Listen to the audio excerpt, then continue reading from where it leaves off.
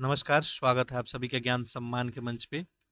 तो हम लोग यहाँ पे यूपीपीएससी आरओआर से रिलेटेड टेस्ट सीरीज देख रहे थे और इसी क्रम में पैरेलल में एक बहुत सारे लोगों का कमेंट और पर्सनली मैसेज के बाद एक सीरीज स्टार्ट किए हैं कि एक सब्जेक्ट वाइज बेहतर रिवीजन आपका हो सके।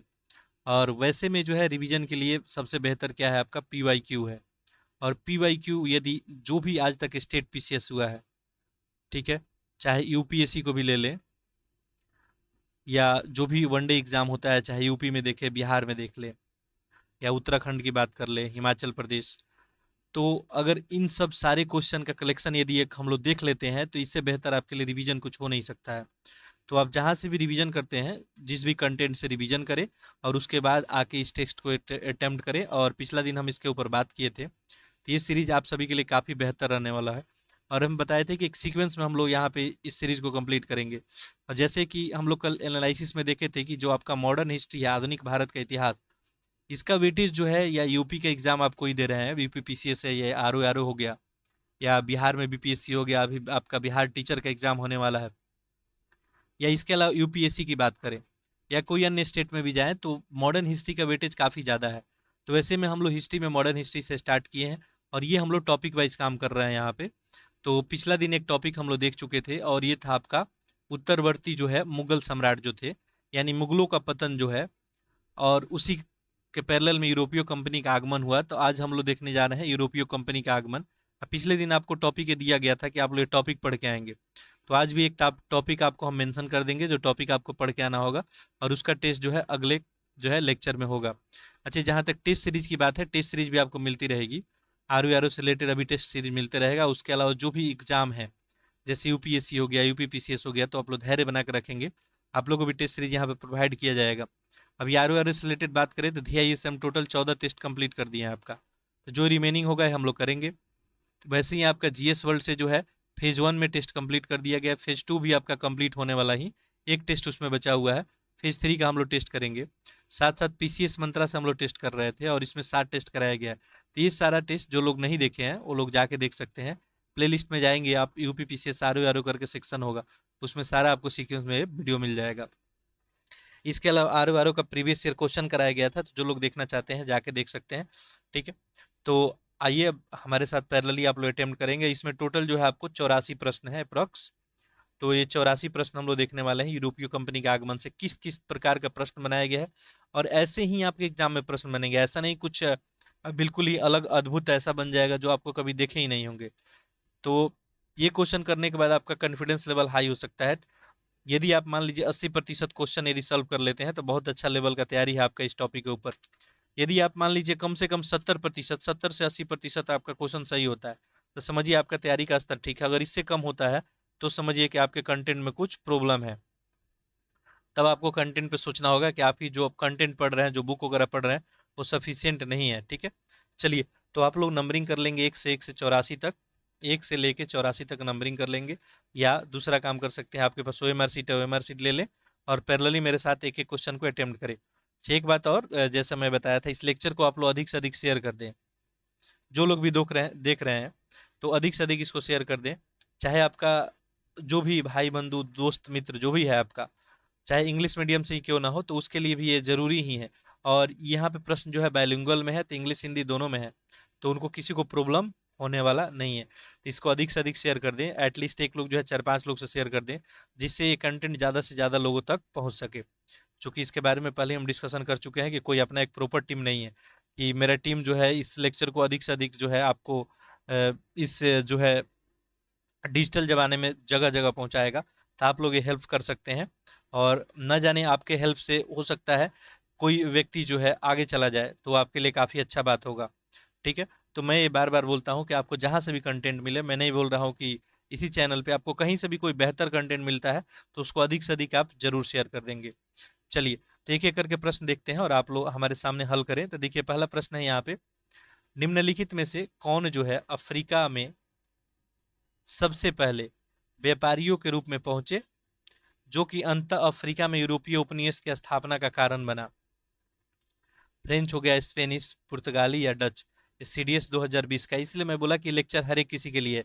चाहे आप किसी भी एग्जाम का तैयारी करते हैं, किसी भी स्टेट का कोई वनडे एग्जाम हो, अभी बिहार टीचर का एग्जाम होने वाला है, या यूपी में कोई भी एग्जाम है, सारे एग्जाम के लिए ये जो है बेस्ट मटेरियल है। ठीक है, बाकी आप अपना फीडबैक कमेंट बॉक्स में लिख सकते हैं। चलिए, तो आप लोग आंसर इसका कर लिए होंगे। तो सही आंसर क्या हो जाएगा यहाँ पे? पुर्तगाली। ठीक है, अफ्रीका, बात किसकी हो रही? अफ्रीका की। तो अफ्रीका में सबसे पहले व्यापार के लिए यही लोग पहुंचे थे। कौन लोग? पुर्तगाली लोग पहुंचे थे। और पुर्तगाल के शासक थे हेनरी प्रथम। ठीक है, कौन थे? हेनरी प्रथम। और इन्हीं के समय जो है समुद्री यात्रा, भौगोलिक खोजों को काफी प्रोत्साहन दिया गया। और ऐसे में जो है पुर्तगाल से यात्री जो है जगह जगह उनका प्रसार हुआ। और वैसे में देखेंगे तो पुर्तगाली प्रथम यूरोपीय थे जो भारत और अफ्रीका में व्यापारिक रूप में प्रथम आए थे। चाहे भारत की बात करें या अफ्रीका की, दोनों में पुर्तगाली ही पहले आए थे। आप सभी को पता ही होगा कि भारत में आने वाले वास्को डी गामा थे। ठीक है, चलिए अगला प्रश्न देखते हैं। प्रश्न संख्या 2। देखिए क्या पूछा गया। आप ये प्रश्न देखिए 2 बार पूछा गया है। ठीक है, यूपी लोअर जो है प्री में, और UP PCS pre optional history 2004 में। तो पहले ये ऑब्जेक्टिव ही पेपर होता था। देखिए पूछा गया है कि उस शासक का नाम बताइए जिसने वास्को डी गामा का कालीकट में स्वागत किया था। Don Almeida, Albuquerque, Gaspar, Correia या जमोरिन? चलिए, आप लोग सही आंसर कर लिए होंगे। सही आंसर यहाँ पे क्या हो जाएगा आपका? Option D, Zamorin. अब देखिए ये जमोरिन जो था, ये जमोरिन एक उपाधि था, एक कोई शासक नहीं था। बहुत सारे बुक में इसको शासक के रूप में आपको बताया जाता है। तो एक उपाधि था जमोरिन। ठीक है, जो राजा बनता जमोरिन का उपाधि धारण करता था। इन्हीं के द्वारा इनका स्वागत, खैर आप जब हिस्ट्री पढ़े होंगे बहुत अच्छे से, जो लोग पढ़े होंगे डेप्थ में, तो आप सभी को पता होगा कि ये काफी संघर्ष करना पड़ा था। ठीक है, ये स्वागत नहीं हुआ था, यहाँ पे संघर्ष हुआ था। खैर चलिए, तो भेंट भेंट मुलाकात हुआ था। यहाँ पे ऑप्शन जो है 2 ही सही होगा। अगला देखिए, प्रश्न कितना बार रिपीट किया है यहाँ पे आप देख सकते हैं। यूपी पीसीएस में, उत्तराखंड पीसीएस है, यूपी पीसीएस मेंस में, झारखंड पीसीएस में। किस यूरोपीय समुदाय ने भारत के साथ प्रथम व्यापारिक संबंध स्थापित किया था? पहली बार जो है कौन यूरोपीय थे जो व्यापारिक संबंध स्थापित किए थे? ब्रिटिश थे, डच थे, फ्रांसीसी थे, पुर्तगाली थे? आप लोग आंसर कर लिए होंगे। काफी आसान सा प्रश्न था। ऑप्शन क्या हो जाएगा यहाँ पे? डी बन जाएगा, पुर्तगाली। पुर्तगाली लोग ही सबसे पहले आए थे। चलिए अगला प्रश्न देखते हैं, प्रश्न संख्या 4। तो जो लोग टॉपिक को पढ़े हैं, आपसे मैक्सिमम प्रश्न यहाँ पे सही हो पा रहा होगा। ठीक है, देखिए यहाँ पे क्या पूछा गया है। ये बीपीएससी 65 का प्रश्न है। पुर्तगाली की जो है प्रथम फैक्ट्री भारत में कहाँ स्थापित की गई थी? सूरत में, गोवा में, कालीकट में, चंद्रनगर में, उपरोक्त में से कोई नहीं या एक से अधिक? ठीक है, आंसर करें। देखिए पुर्तगाली द्वारा जो है सबसे पहला फैक्ट्री 1503 में जो है कोचीन में स्थापित की गई थी। आप लोग आंसर कर लिए होंगे। 1503 में कहाँ पे? कोचीन में। कोचीन में स्थापित किया गया था। उसके बाद देखे थे कनूर वगैरह में भी ये स्थापित किया गया था। अब यहाँ ऑप्शन में तो दिख नहीं रहा है, लेकिन यहाँ पे ऑप्शन एक, ऑप्शन ई है। उपरोक्त में से एक से अधिक या कोई नहीं? तो यहाँ पे कोई नहीं हो जाएगा, चूंकि यहाँ पे पूछा गया था प्रथम फैक्ट्री। ठीक है, तो ये क्या हो जाता है? कोचीन आपका। ठीक है, चलिए अगला प्रश्न देखते हैं। प्रश्न संख्या 5। चूंकि बिहार पीसीएस में ये भी ऑप्शन होता है आपके, ऑप्शन ई। अगला देखिए, भारत में पुर्तगाली सर्वप्रथम अपना दुर्ग कहाँ निर्मित किए थे? कोचीन में, गोवा में, अंदीजीव या आपका अन्नीजीव, उसके अलावा है आपका कैनोर? तो देखिए अभी हम डिस्कशन किए इसका कि 1503 में जो है कोचीन में ही। तो ऑप्शन क्या हो जाएगा? ए हो जाएगा। अगला प्रश्न देखिए, ये देखिए बीपीएससी 2002 और आईएएस जो है ये 1995 में प्रश्न पूछा है। पुर्तगाली उपनिवेश का प्रथम वायसराय भारत में कौन हुआ? पहला जो वायसराय था। अब यूपीएससी में इस नेचर के प्रश्न कम पूछे जाते हैं, फैक्चुअल, बट और सारे एग्जाम के लिए इंपॉर्टेंट है। तो पहला जो वायसराय बन के आया था, इसका नाम क्या था? फ्रांसीसी द अल्मीडा। ठीक है, अब देखेंगे तो फ्रांसीसी डी अल्मीडा जो है भारत का प्रथम क्या था? वायसराय था। और ये 1505 में इसको बनाया गया था। ठीक है, अब इसके बाद जो है देखेंगे तो इसके द्वारा जो है ब्लू वाटर पॉलिसी नीति भी लेके आई गई थी। यानी जल योजना, शांत जल की नीति इसी के द्वारा लाया गया था। अगला देखते हैं, प्रश्न संख्या 7। देखिए यहाँ पे क्या पूछा गया है। निम्न में से नीला जल योजना यानी ब्लू वाटर पॉलिसी ये किससे संबंधित है? फ्रांसीसी ड अल्मीडा है, अल्बुकर्क, डुप्ले या रॉबर्ट क्लाइव? अभी मैं एक्सप्लेन किया, आप लोग आंसर कर लिए होंगे, ये डी अल्मीडा ही था। ठीक है, ऐसे देखेंगे तो जो भी पुर्तगाली होंगे उनका नाम में डी यहाँ पे लगा रहता था। ठीक है, जैसे अल्बुकर्क में भी देखेंगे, चाहे जो लोग भी आए थे। चलिए अगला प्रश्न देखते हैं, प्रश्न संख्या 8। ये बीपीएससी के द्वारा प्रश्न पूछा गया है। बंगाल की खाड़ी में समुद्री डकैती के लिए हुगली हुगली का उपयोग कौन करता था? डच लोग थे, फ्रांसीसी, पुर्तगाली या अंग्रेज या कोई नहीं? चलिए आप लोग आंसर कर लिए होंगे। देखिए इसका सही आंसर क्या हो जाएगा, पुर्तगाली लोग ही यूज करते थे समुद्री डकैती के लिए। ठीक है। और आप देखेंगे तो हुगली का काफी प्रयोग उनके द्वारा किया गया था। आप सभी को पता होगा कि अकबर जो थे 1580 में उनके अनुमति से कारखाना वगैरह स्थापित ये लोग किए थे वहीं पे आपका। और उसके बाद जो है ये लोग काफी लूटपाट वहां पे मचाए हुए थे। चलिए अगला देखते हैं, प्रश्न संख्या 9। देखिए पूछा गया है यहाँ पे, बंगाल की निम्नलिखित फैक्ट्रियों में से एक जो पुर्तगाली द्वारा स्थापित की गई थी वो कौन था? बांदेल, हुगली, चिंसुरा या श्रीरामपुर? तभी थोड़ी देर पहले हम लोग बात किए कि जो है हुगली में इनके द्वारा स्थापित किया गया था, तो ऑप्शन तो सी ही बन जाएगा। ठीक है। अगला देखते हैं, प्रश्न संख्या 9 हो गया, ये 10। ये यूपी लोअर जो है प्री में पूछा गया प्रश्न है। भारत में पुर्तगाली शक्ति का वास्तविक संस्थापक किसको माना जाता है? Vasco da Gama, Albuquerque, Bartholomew Diaz या जॉर्ज आक्सन? चलिए आप लोग आंसर कर लिए होंगे। बहुत सारा क्वेश्चन यहाँ पे रिपीट हो रहा होगा, आप जो पढ़े होंगे। अब्दुल, यहाँ पे अल्बुकर्क ही हो जाएगा। ठीक है, अल्बुकर्क को वास्तविक संस्थापक माना जाता है। वजह आखिर क्या रहा था? इनके समय में जो है पुर्तगाली शक्तियों का वास्तविक में विस्तार हुआ था। ठीक है। आप देखेंगे तो 1509 में ये गवर्नर बन के आते हैं भारत में। ठीक है, अल्बुकर्क। और इसके बाद देखेंगे तो 1510 में जो है गोवा पर अधिकार कर लिया जाता है इनके द्वारा। इसके बाद देखेंगे तो ये विवाह नीति भी लेके आते हैं। ठीक है, पुर्तगाली आबादी को भारत में बढ़ाने के लिए। उसके बाद ये भारत ही नहीं, भारत से बाहर भी कई सारे द्वीपों का जो है अधिग्रहण इनके समय किया जाता है। इसलिए पुर्तगाली जो है शक्ति का वास्तविक संस्थापक अल्बुकर्क को ही माना जाता है। अगला प्रश्न देखते हैं, प्रश्न संख्या 11। देखिए यहाँ पे क्या पूछा गया है, एमपीपीसीएस का प्रश्न है। पुर्तगालियों द्वारा अंग्रेजों को बंबई सौंपे जाने का अवसर क्या था? यानी पुर्तगाली लोग अंग्रेजों को बंबई क्यों सौंपे थे? पुर्तगालियों द्वारा स्पेन का नियंत्रण से मुक्ति, पुर्तगाली राजकुमारी ब्रंगदा कैथरीन का चार्ल्स द्वितीय से विवाह, 1588 में अंग्रेजों द्वारा स्पेनी जहाज बेड़ों का ध्वस्त किया जाना, या 1630 में मैड्रिड की संधि? तो आसान सा प्रश्न था, आप लोग आंसर कर लिए होंगे। सही आंसर क्या हो जाएगा? ऑप्शन यहाँ पे बी, पुर्तगाली जो राजकुमारी थी उनका शादी जो है कैथरीन का इंग्लैंड के जो है चार्ल्स द्वितीय से हुआ था। और फलस्वरूप जो है 1661 में बम्बई जो है उनको दहेज के रूप में मिल गया था 1661 में। अब वो क्या करते बम्बई को, तो फिर 1668 में, ठीक है, बम्बई को जो है ईस्ट इंडिया कंपनी को 10 पाउंड किराए पे इनके द्वारा दे दिया गया। और इस तरह से जो है बम्बई जो है अंग्रेजों को मिल गई। ठीक है, चलिए नेक्स्ट देखते हैं, प्रश्न संख्या 12।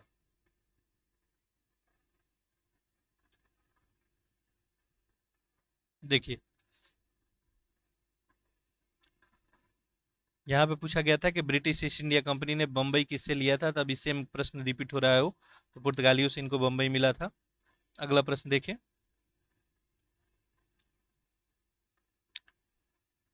ये पांडिचेरी जो वर्तमान पुदुचेरी के संदर्भ में निम्नलिखित कथन पर विचार करना है और आपको बताना है कि कौन सा करेक्ट है। ठीक है, यहाँ पे देख सकते हैं 2 बार प्रश्न पूछा गया है, आईएएस प्री 2010 में, साथ साथ यूपीपीसीएस 2006 में। तो देखिए प्रश्न रिपीट होते हैं, यूपीपीसीएस में पूछा गया था और उसके बाद सेम ये प्रश्न आईएएस में पूछा गया है। ठीक है, तो इसलिए सारे प्रश्न अगर देखना हम लोग के लिए बहुत अच्छा हो सकता है। ठीक है, तो यहाँ पे बताना है कि कौन सा आपको सही है। ठीक है, देखिए पहला यहाँ पे लिखा है कि पांडिचेरी पे कब्जा करने वाले पहले यूरोपीय शक्ति पुर्तगाली थे। दूसरा लिखा है कि पांडिचेरी पे कब्जा करने वाले दूसरे यूरोपीय शक्ति फ्रांसीसी थे। और तीसरा लिखा है अंग्रेजों ने कभी पांडिचेरी पे कब्जा नहीं किया। इसमें आपको सही बताना है। चलिए आप लोग आंसर कीजिए, अच्छा प्रश्न है।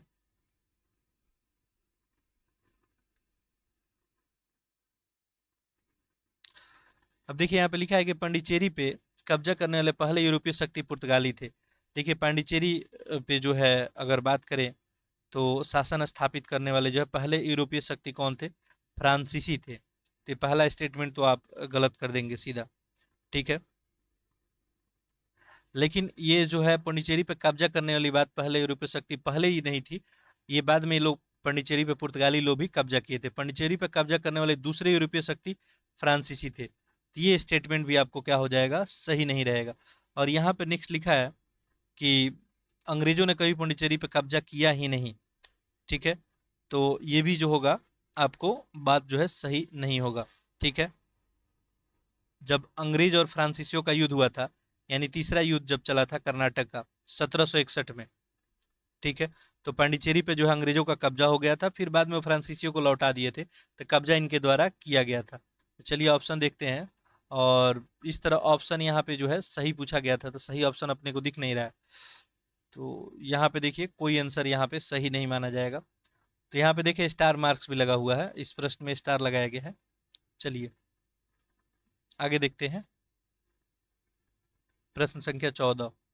देखें, भारत में मुद्रालय लाने वाले निम्नलिखित में से प्रथम कौन थे? हु एर the first bring the printing press? Printing press किनके द्वारा लाया गया था? चलिए आप लोग आंसर कर लिए होंगे। देखिए नीदरलैंड वासी, ब्रिटेन वासी, पुर्तगाली या फ्रांसीसी, तो पुर्तगाली ही लेके आए थे भारत में प्रिंटिंग प्रेस की बात करेंगे तो। ठीक है, और सबसे पहले जो है प्रिंटिंग प्रेस कहाँ लाया गया था? आपको गोवा में 1556 ईस्वी में। ठीक है, इस बात को थोड़ा ध्यान रखेंगे। और प्रिंटिंग प्रेस आया और उसके बाद बहुत सारा समाचार पत्र वगैरह छपना यहाँ पे शुरू हो गया। अगर बात करेंगे पुर्तगालियों को देन के रूप में, तो तंबाकू हो गया, मिर्च हो गया, अनानास, पपीता वगैरह सब इनका देन है, भारत में लाने का इन्हीं का श्रेय जाता है। अगला प्रश्न देखें, ये एनडीए का प्रश्न पूछा हुआ है, निम्नलिखित में से कौन सी एक फसल भारत में पुर्तगालियों द्वारा लाई गई थी? अफीम, पान, कॉफी या मिर्च? देखिए इनके द्वारा जो है क्या लाया गया था? मिर्च। अभी हम व्याख्या भी किए, देखिए यहाँ पे क्लियरली लिखा भी है, चाहे तंबाकू की बात कर ले, मिर्च हो गया, अनानास हो गया, पपीता हो गया, ठीक है, ये सब इन्हीं के द्वारा लाया गया है। अगला प्रश्न देखते हैं, प्रश्न संख्या 16। देखिए यहाँ पे क्या पूछा गया है, भारत में पुर्तगालियों के संबंध में निम्नलिखित कथनों पर बताना है कौन सा सही है। नीचे दिए गए कूट का प्रयोग करके सही उत्तर चुनना है। 16वीं शताब्दी में पूर्वी व्यापार पे उनका एकाधिकार था, पुर्तगालियों का।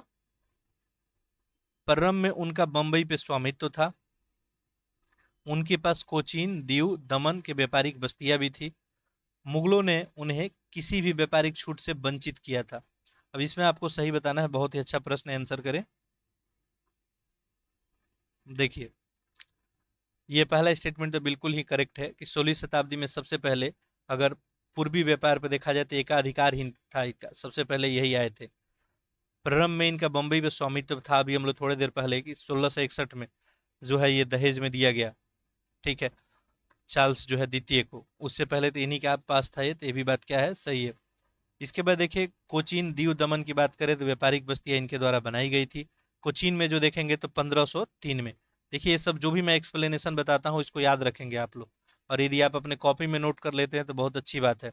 1503 में जो है आपके कोचीन में, फिर देखेंगे तो 1510 में जो है गोवा, 1535 में दीव में, ठीक है, तो ये सब इनके द्वारा जो है बस्तियां बनाई गई थी। तो ये तीनों क्या है आपको सही है। जहां तक बात की जाए मुगलों ने उन्हें किसी भी व्यापारिक छूट की वंचित किया था, तो मुगल जो है पुर्तगाली को व्यापारिक छूट प्रदान किए थे, वंचित नहीं किए थे। तो ये स्टेटमेंट गलत हो जाएगा। ऐसे में 1, 2, 3 सही होगा, और ऑप्शन यहाँ पे ये आप लोग सही कर लेंगे। अगला देखते हैं हम, प्रश्न संख्या आपका 17। देखिए यहाँ पे क्या पूछा गया है, निम्नलिखित कथनों पर विचार कीजिए, बताइए कौन सा कथन इसमें सही है। ठीक है, देखिए अब ये प्रश्न तो हिंदी में ही है, चलिए कोई बात नहीं। दादर और नागर हवेली जो 1961 ईस्वी में भारत का हिस्सा बना, पुर्तगालियों का शासक था वहां पे। पौडीचेरी और चंद्रनगर पे फ्रांसीसियों का शासन था। गोवा को 1961 ईस्वी में स्वतंत्रता मिली। बताना है इसमें कौन सा सही है। देखिए अच्छा प्रश्न है, आंसर करें। देखिए आप लोग आंसर कर लिए होंगे, गोवा 1961 में स्वतंत्रता मिली, नहीं तो ये गोवा जो है पुर्तगालियों के कब्जा में थी स्वतंत्रता के बाद भी। ठीक है, इसके बाद बात करें अगर दादर नगर हवेली का, तो ये भी भारत का हिस्सा ही बना 1961 में। ठीक है, 1961 में बात करेंगे तो गोवा हो गया, दमन दीव हो गया, दादर नगर हवेली, ये सब पुर्तगालियों से मुक्त करा लिया गया, ये भी बात सही है। पौंडीचेरी और चंद्रनगर पे फ्रांसीसियों का शासन था, ये तो बात सही है कि पौंडीचेरी और जो है चंद्रनगर पे फ्रांसीसियों का शासन था, लेकिन ये जो है 1949 में ही, कब, 1900 आपका 49 में, 1949 में ही ये फ्रांसीसियों ने चंद्रनगर शासन और को भारत को क्या कर दिया था, सौंप दिया था। ठीक है, चलिए, तो ये तीनों स्टेटमेंट सही हो गया, तो ऑप्शन आपका क्या बन गया होगा, ए। ठीक है, अगला प्रश्न देखते हैं, प्रश्न संख्या आपका 18।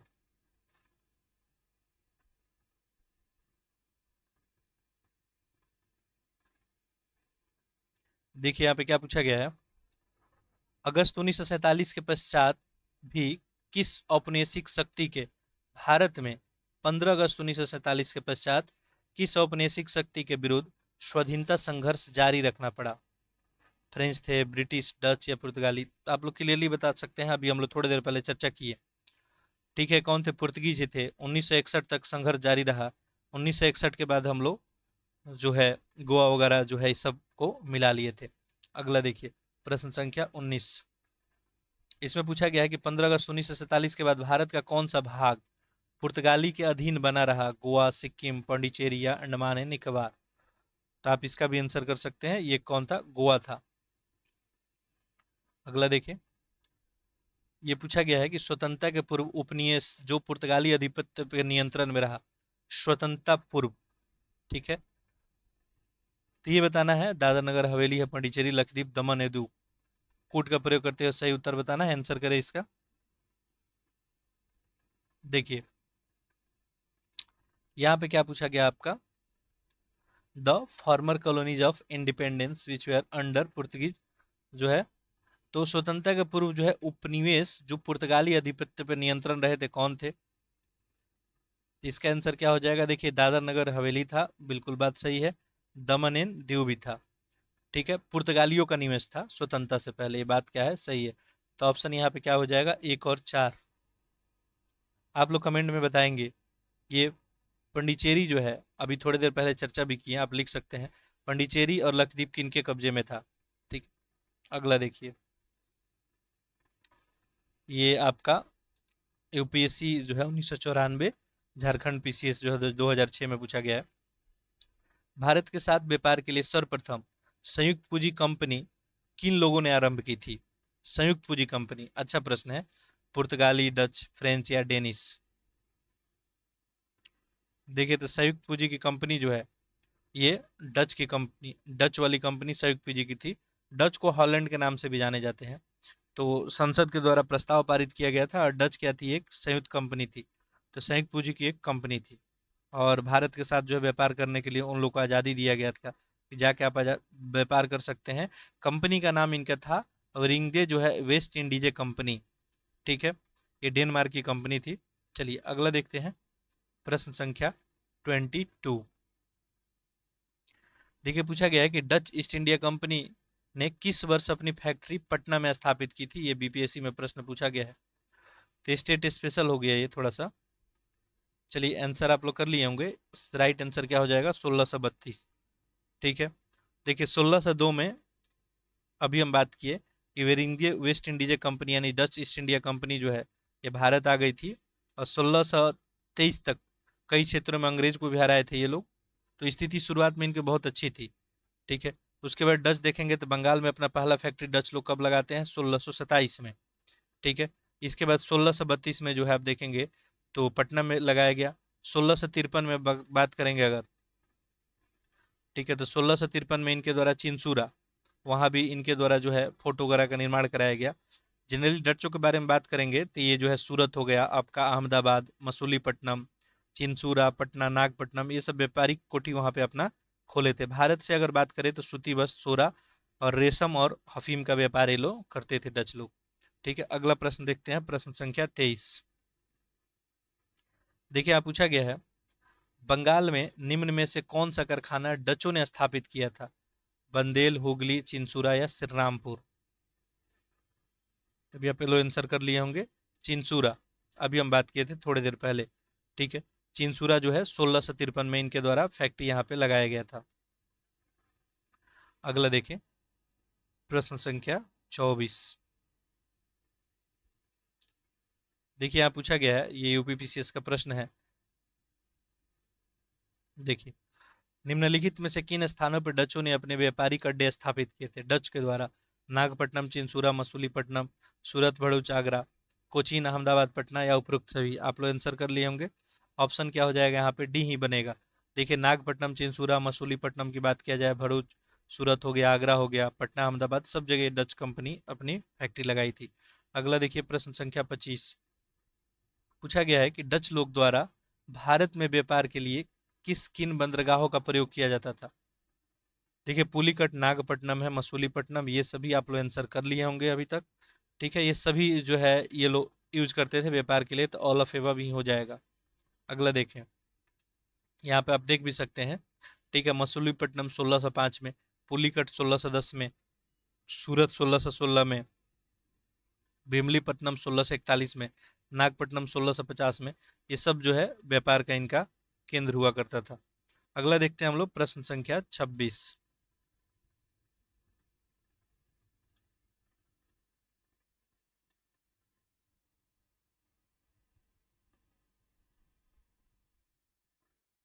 देखिए प्रश्न पूछा गया था, बेदरा के युद्ध में अंग्रेजों ने किसकी शक्ति को कुचल डाला था? तो अच्छा प्रश्न है। देखिए सही आंसर क्या हो जाएगा यहाँ पे? Option B, Dutch. देखिए बेदरा का युद्ध कब लड़ा गया था? 1759 में। 1759 देखिए यहाँ पे आपको क्लियरली दिख भी रहा होगा। और डच और अंग्रेजों के बीच लड़ा गया, और अंग्रेज इसमें विजय हुए, डच हार गए, और इसके बाद ही इनका बोरिया बिस्तर भारत से जो है बंधा गया था। अगला देखें, ये जो भी कंपनी फैक्ट्री इनका था बेच के अंग्रेज के लोग चले गए यहाँ से। अगला देखिए प्रश्न संख्या 27। ये आईएएस जो है प्री जीएस आईएएस में 2005 में पूछा हुआ प्रश्न है। निम्नलिखित कथनों में से कौन सा सही है, ये पूछा गया है। सही ढूंढना है। आधुनिक कोची भारत के स्वतंत्रता तक डच उपनिवेश था। डचों ने पुर्तगालियों को पराजित किया और आधुनिक कोची में उन्होंने फोर्ट विलियम्स का निर्माण कराया। आधुनिक कोची पहले डच उपनिवेश था, जिसके बाद पुर्तगालियों का अधिकार हो गया। आधुनिक कोची कभी भी ब्रिटिश उपनिवेश का भाग नहीं था। इसमें आपको क्या बताना है? सही बताना है। चलिए आप लोग आंसर कर लिए होंगे। देखिए यहाँ पे ऑप्शन क्या बन जाएगा आपका?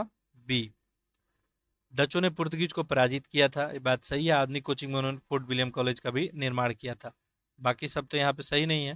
ठीक है, अगला देखते हैं प्रश्न संख्या 28। देखिए यहाँ पे क्या पूछा गया है। निम्नलिखित ब्रिटिश कंपनियों में से किसे भारत में व्यापार करने का पहला अधिकार जो है पत्र प्राप्त हुआ था? Levant company, East India company है, या English East India trading to the East Indies, या ओरिटेंडे कंपनी? चलिए भारत में पहला जो है यहाँ पे अधिकार पत्र की बात किया जाए तो ये जो है मिला था किसको? लिवेंट कंपनी को। ठीक है, लिवेंट कंपनी को मिला था। देखिए 1593 में जो है भारत में स्थल मार्ग से व्यापार करने का अधिकार पत्र जो है ब्रिटेन की महारानी जो थी एलिजाबेथ प्रथम द्वारा प्रदान किया गया था। ठीक है, और पूरब में देखेंगे पहले भी लिवेंट कंपनी प्रयास कर चुकी थी, तो लिवेंट कंपनी का नाम आप याद रखेंगे। अगला देखते हैं प्रश्न संख्या 29। देखिए पूछा गया यहाँ पे कि लंदन में ब्रिटिश ईस्ट इंडिया कंपनी के गठन के समय भारत का निम्नलिखित में से कौन सा जो है आपको बादशाह था? ठीक है, कि लंदन में जब आपका ब्रिटिश ईस्ट इंडिया कंपनी बन रही थी तो भारत का बादशाह कौन था? अकबर, जहांगीर है, औरंगजेब है, या शाहजहां? तो आंसर कर लिए होंगे। जब ये कंपनी बन रही थी तो अकबर ही भी यहाँ पे थे। ठीक है, देखिए कंपनी बनने की बात की जाए तो 1599 में। ठीक है, ठीक है, अंग्रेजों की जो कंपनी है इंग्लैंड में जो है एक मर्चेंट्स एडमिशन नामक एक दल जो है अंग्रेजी ईस्ट इंडिया कंपनी का स्थापना किया, और इसका नाम जो रखा गया था the governor and company of merchants of London trading into the East Indies. तो इनका ईस्ट में व्यापार के लिए कंपनी बनी थी, और इस समय भारत में जो है बादशाह कौन थे? अकबर ही थे। अच्छा, जब ये कंपनी बन रही थी तो इंग्लैंड की महारानी कौन थी? एलिजाबेथ प्रथम थी। ये भी बात थोड़ा ध्यान रखेंगे। अगला प्रश्न देखते हैं, प्रश्न संख्या 30। देखिए पूछा गया ईस्ट इंडिया कंपनी के निर्माण के समय इंग्लैंड का शासक, अब यही प्रश्न पूछ लिया गया आपका। ठीक है, तो इंग्लैंड का शासक कौन था? तभी हम बात की एलिजाबेथ प्रथम। अगला प्रश्न हल करें आप लोग। ये देखिए आईएएस में ही 2 बार रिपीट किया, 2008 2009 में। किस मुगल सम्राट के काल में इंग्लिश ईस्ट इंडिया कंपनी ने भारत में अपना सबसे पहला कारखाना स्थापित किया था? अकबर है, जहांगीर, शाहजहां, या औरंगजेब? देखिए काफी जो है इसमें लोग कंफ्यूज होते हैं। ठीक है, यहाँ पे ध्यान से प्रश्न पढ़ेंगे। कौन से मुगल सम्राट थे, उनके काल में ईस्ट इंडिया कंपनी भारत में अपना सबसे पहला कारखाना स्थापित करती है? तो आंसर यहाँ पे क्या हो जाएगा? Option B, Jahangir. ठीक है, जहांगीर के समय ही 1611 में मसूलीपट्टनम में एक अस्थायी कारखाना लगाया गया, अस्थायी नहीं, अस्थायी। ठीक है, इसके बाद देखेंगे तो आगे चल के 1613 में सूरत में जो है अस्थायी फैक्ट्री लगाया गया था, लेकिन ये सब जो है जहांगीर के समय में ही हुआ था। तो यहाँ पे आंसर आपका यही बन जाता। ठीक है, चलिए आगे देखते हैं। तो यहाँ पे एक बात ध्यान रखेंगे, सबसे पहला जो है प्रयास कब? 1611 में, लेकिन यह अस्थायी था। कहाँ पे? मसूलीपट्टनम में। फिर 1613 में आपका, ठीक है, कहाँ पे? 1613 में सूरत में, ये अस्थायी फैक्ट्री था, और ये बात आपको ध्यान में रखना है। ठीक, चलिए इसके बाद देखते हैं अगला प्रश्न। यहाँ पे देखिए प्रश्न पूछा गया है, आईएएस का ही है, 2006 का है। वर्ष जो है आपका 1617 में अंग्रेजी ईस्ट इंडिया कंपनी को कहाँ एक कारखाना स्थापित करने की अनुमति मिली थी? अभी बात किए थे 1617 में, कहाँ पे आपको? सूरत में। तो ऑप्शन क्या बन जाएगा? डी ही बन जाएगा। अगला देखते हैं, प्रश्न संख्या आपका 33। ठीक है, आप लोग कमेंट करेंगे कि ये सीरीज जो है आप लोग को कैसा लग रहा है। ठीक है, आप लोग कमेंट बॉक्स में बताएंगे। आप लोग का जैसा रिस्पॉन्स रहेगा हम इस सीरीज को कंटिन्यू करेंगे। बाकी टेस्ट सीरीज हम लोग करते रहेंगे, उसके लिए आप लोग परेशान नहीं होंगे। अंग्रेजों ने अपना पहला व्यापारिक केंद्र कहाँ स्थापित किया था? अंग्रेजों का यह पूछा जा रहा है, कलकत्ता में, सूरत में, मुंबई में, या कर्नाटक में। अब देखिए इन ऑप्शन में आपको पता चल गया होगा, अभी हम लोग एक्सप्लेनेशन भी किए। मसूलीपट्टनम में अस्थायी फैक्ट्री बनाया गया, अस्थायी जो है सूरत में लगाया गया था। तो ऑप्शन यहाँ पे बी बन जाएगा। अगला देखते हैं, प्रश्न संख्या 34। देखिए यहाँ पे क्या पूछा गया है, सूरत में अंग्रेजों ने 1613 में कारखाना लगाने का फरमान जहांगीर से किस कारण से जारी किया था? ठीक है, किन कारण से जहांगीर द्वारा जारी किया गया था पूछा जा रहा है। तो अंग्रेजों और पुर्तगालियों के बीच समझौते के कारण, पुर्तगालियों को भगाने के लिए अंग्रेजों द्वारा मुगल बादशाह को नौसैनिक सहायता, गुप्त प्रस्ताव के कारण, नूरजहां से मिली बड़ी घूस के कारण, अंग्रेजों द्वारा पुर्तगाली बेड़ों को पराजित किए जाने के कारण। देखिए यही मुख्य कारण था, तो ऑप्शन क्या बन जाएगा? डी बन जाएगा। अगला देखते हैं, प्रश्न संख्या 35। देखिए पूछा गया यहाँ पे, निम्नलिखित यूरोपीय व्यापारी कंपनी में से किसने सूरत में सर्वप्रथम अपना कारखाना स्थापित किया? सूरत में डचों के द्वारा, अंग्रेजों के द्वारा, फ्रांसीसियों के द्वारा, या पुर्तगालियों के द्वारा? आंसर आप लोग कर लिए होंगे। बात यहाँ पे सूरत की हो रही है, तभी हम लोग देखें कि सूरत में सबसे पहले अंग्रेजों के द्वारा 1613 में। अगला देखेंगे, प्रश्न संख्या 37। देखिए पूछा गया है, निम्नलिखित में से किस अंग्रेज अधिकारी ने पुर्तगालियों को शाओली के स्थान पर हराया था? विलियम हॉकिंस, थॉमस बेस्ट, या थॉमस रो, या जोशिया चाइल्ड? तो शाओली के स्थान पे किस अंग्रेज अधिकारियों द्वारा पुर्तगालियों को हराया गया था? आप लोग आंसर कर लिए होंगे, सही आंसर क्या हो जाएगा? Thomas West. ठीक है, अगला देखते हैं, प्रश्न संख्या 38। देखिए यहाँ पे क्या पूछा गया है, चलिए इसको जूम इन करना होगा, तो आप सभी को ऑप्शन भी दिख रहा होगा। देखिए, भारत आने वाले यूरोपीय यात्री के बारे में निम्नलिखित कथनों विचार करना है और बताना है इसमें से कितना कथन आपको सही है। ठीक है, देखिए पहला पहला है कि sir Thomas east India company के प्रतिनिधि को जहांगीर द्वारा सूरत में कारखाना खोलने की अनुमति दी गई थी। ठीक है, नेक्स्ट है आपका, पुर्तगाली के उकसाने पे कैप्टन हॉकिंस को मुगलों द्वारा आगरा से बाहर निकाल दिया गया।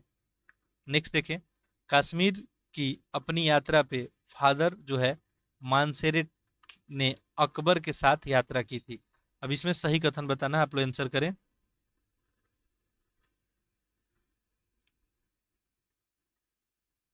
चलिए देखिए, ऑप्शन नंबर 3 तो सही है। यहाँ पे कश्मीर में अपनी यात्रा में फादर जो है मनसेरेट ने अकबर के साथ यात्रा किया था। ठीक है, ये बात क्या है? सही है। जहाँ तक बात करें ये थॉमस रो की, तो कैप्टन हॉकिंस जो है ये 1660 में जो है ये भारत पहुंचा था, और इसी से प्रभावित होकर जो है 400 का मनसब वगैरह भी इसको दिया गया था। ठीक है, साथ ही साथ देखेंगे तो यहाँ पे पुर्तगाली को उकसाने पे कैप्टन हॉकिंस को मुगलों द्वारा आगरा से बाहर निकाला गया। ठीक है, तो ये ऑप्शन भी क्या हो जाएगा आपका? पुर्तगालियों को, ये भी सही हो जाएगा। ऑप्शन नंबर 2 भी क्या बन जाएगा आपका, सही बन जाएगा। देखिए ऑप्शन नंबर ए जो है यहाँ पे सही नहीं बनेगा, तो यहाँ पे आपका क्या हो जाएगा, ऑप्शन ए 2 और 3 दोनों सही हो जाएगा। ठीक है, अब ये जो है टॉमस रो वाली जो बात है यहाँ पे, ठीक है, कि ईस्ट इंडिया कंपनी के प्रतिनिधि जहांगीर को सूरत में कारखाना खोलने की अनुमति इनके द्वारा दिया गया। ठीक है, टॉमस रो जो है जहांगीर के दरबार में आए थे, लेकिन ये 1615 से 1619 तक, तो ये तो जो सूरत में स्थापना हुआ था आपका 1613 में ही हुआ था, तो इनके द्वारा तो ये रहेगा नहीं। ठीक है, तो ऐसे में ऑप्शन यहाँ पे सही है अपना ए। ठीक है, अगला देखते हैं, अगला प्रश्न देखेंगे। यहाँ पूछा गया है कि भारत में ब्रिटिश उपनिवेशवाद के दौरान नए शहरों का प्रादुर्भाव हुआ। कलकत्ता जो अब कोलकाता है, उन प्रथम शहरों में से एक था। निम्नलिखित में से कौन सा गांव से मिलकर कलकत्ता शहर बनाया गया था। ठीक है, ये पूछा गया, यानी कौन कौन शहर को, कौन कौन गांव को मिला के कलकत्ता शहर बनाया गया। ठीक है, देखते हैं इस प्रश्न को।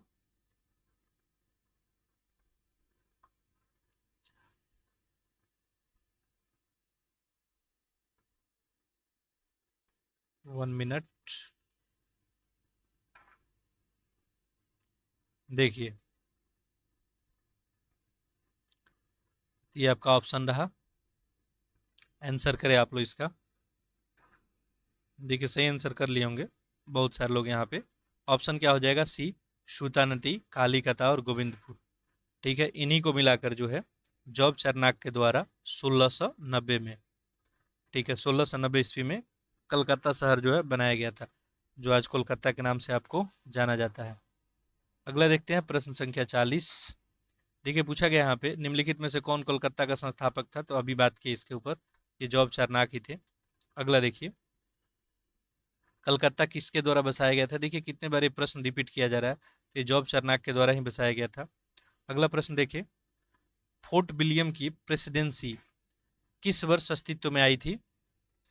फोर्ट विलियम प्रेसिडेंसी का अस्तित्व पूछा गया है, आंसर करें। देखिए सही आंसर यहाँ पे आपका क्या हो जाएगा, ऑप्शन ए 1700 में। ठीक है, आपको पता है अभी थोड़ी देर पहले हम बताएं कि 1690 में जो है, 1690 में क्या हुआ था, जॉब चरनाक के द्वारा जो है सूतानती में एक फैक्ट्री स्थापित किया गया। और इसके बाद देखेंगे तो सूतानती, कालीकता, गोविंदपुरी को मिला के 1696 में किलाबंदी वगैरह भी कर दिया गया था। और 1700 में बंगाल की फैक्ट्री और आपकी प्रेसिडेंसी काउंसिल के अधीन हो गई थी, और इसके बाद किलीबंदी भी कर दी गई थी। तो फोर्ट विलियम प्रेसिडेंसी ये 1700 में अस्तित्व में आया था, ये बात को ध्यान में रखेंगे। अगला देखते हैं प्रश्न संख्या 43। देखिए पूछा गया कि फोर्ट विलियम कहाँ पे स्थित है, तो ये बता ही सकते हैं आप, मद्रास, मछलीपट्टनम या उड़ीसा, कलकत्ता। अभी हम लोग देखे कलकत्ता में। ठीक है, अगला देखते हैं प्रश्न संख्या 40, 44 हो गया आपका। देखिए यहाँ पे उत्तर बताना है कौन सा सही है, एक है, दो है, एक दो दोनों है, या ना तो एक ना ही दो। ठीक है, पहले देख लेते हैं प्रश्न को।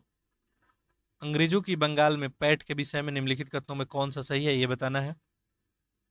ठीक है, देखिए जॉब चरनाक अगस्त 1690 में सूतानदी में आया और उसने कलकत्ता की स्थापना की, जो बाद में ब्रिटिश भारतीय साम्राज्य का केंद्र बना। दूसरा, फ्रांसीसी ईस्ट इंडिया कंपनी ने कलकत्ता में फोर्ट विलियम के निकट एक दुर्ग का निर्माण कराया था। देखिए आप लोग आंसर कर लिए होंगे, पहला ऑप्शन तो बिल्कुल ही सही है, दूसरा यहाँ पे गलत है, इनके द्वारा दुर्ग का निर्माण नहीं कराया गया था। तो ऐसे में ऑप्शन क्या हो जाएगा, केवल एक, और केवल एक ऑप्शन ए में ही है। अगला देखते हैं प्रश्न संख्या 45। देखिए ये पूछा गया यूपीपीसीएस 1995 में प्रश्न, कर्नाटक युद्ध किन के बीच लड़ा गया था। ठीक, तो एक आपका अच्छा खासा रिवीजन हो जाएगा। ठीक है, आप लोग आंसर कर लिए होंगे। ठीक है, देखिए सही आंसर यहाँ पे क्या बन जाएगा आपका, क्या पूछा गया था, कर्नाटक युद्ध। तो ये जो है अंग्रेज और फ्रांसीसियों के बीच लड़ा गया था। ठीक है, कर्नाटक का युद्ध। कर्नाटक युद्ध के बारे में आप सभी को पता होगा कि 1700 जो है 46 से लेके 1763 तक कर्नाटक युद्ध लड़ा गया आपको। पहला कर्नाटक युद्ध कब से कब लड़ा गया था, तो 1746 से लेके 48 तक। ठीक है, अब इसके बाद दूसरा कर्नाटक है, और तीसरा लास्ट में 1763 तक लड़ा गया था। ठीक है, चलिए आगे बढ़ते हैं। अच्छा, दूसरा कर्नाटक युद्ध अगर आपसे पूछ लिया जाता तो आप क्या बताते, 1700 जो है 49 से लेके 54 तक, और तीसरा कर्नाटक युद्ध जो है 1700 आपको 58 से लेके और 1763 तक। अब ये कर्नाटक युद्ध का आपसे कारण भी पूछा जाता है कि बताइए इसका तत्कालिक कारण क्या था, मूल वजह क्या था, ठीक है, इसमें कौन विजयी हुआ, ठीक है, ये सब चीजें पूछी जाती है। तो ये तो सप्तवर्षीय युद्ध का परिणाम था तीसरा। चलिए आगे बात करते हैं प्रश्न संख्या 46 पे।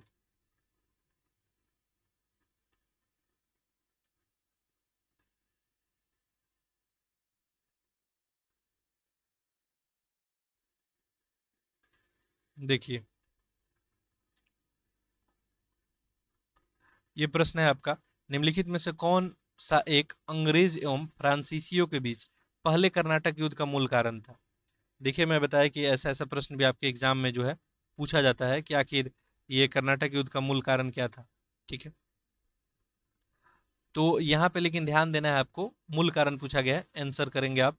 देखिए पहला है, कर्नाटक की मूल राजनीति में अंग्रेज और फ्रांसीसियों की भागीदारी की वजह से अंग्रेजों को दक्षिण से बाहर निकालने का डुप्ले का यह महत्वाकांक्षा था। अंग्रेजों और फ्रांसीसियों के बीच व्यापार प्रतिस्पर्धा के कारण एस्टेरिया राज्य प्राप्ति का युद्ध, जिसकी वजह से ब्रिटेन और फ्रांस विश्व के सभी भागों में एक दूसरे के शत्रु बने थे। चलिए आप लोग आंसर कर लिए होंगे, सही आंसर क्या हो जाएगा, ऑप्शन डी होगा। देखिए कर्नाटक युद्ध का पहला एक अस्थायी कारण था, मूल कारण, और एक तत्कालिक कारण।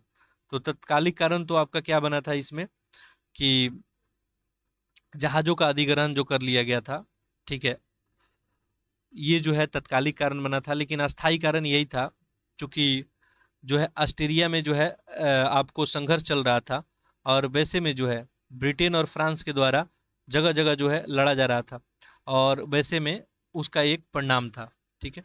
अगला देखते हैं प्रश्न संख्या आपका जो है ये 46 हो गया, 47। देखिए यहाँ पे क्या पूछा गया है, ऑप्शन वही रहेगा आपका, केवल एक है, केवल दो, या एक दो दोनों, ना तो एक ना ही दो। अब देखिए ध्यान से प्रश्न को पढ़ें। एक्सला सैपल 1748 की संधि के संदर्भ में आपको बताना है।